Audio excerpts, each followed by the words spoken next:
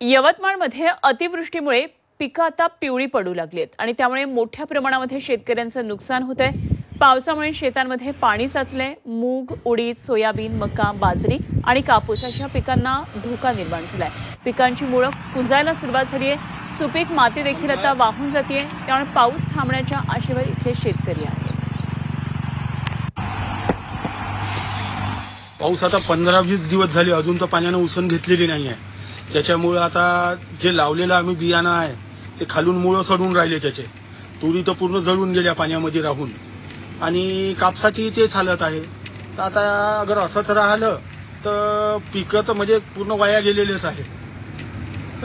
पाणी पूर्ण शेतात पाणी भरून आहे, माणसाचे पाय फसून राहिले घुटण्यापर्यंत, म्हणून काही इलाज नाही आहे। आता फक्त या वर्षाच्या भरोश्यावर आहे, बंद होईल तर काही होईल तर होईल।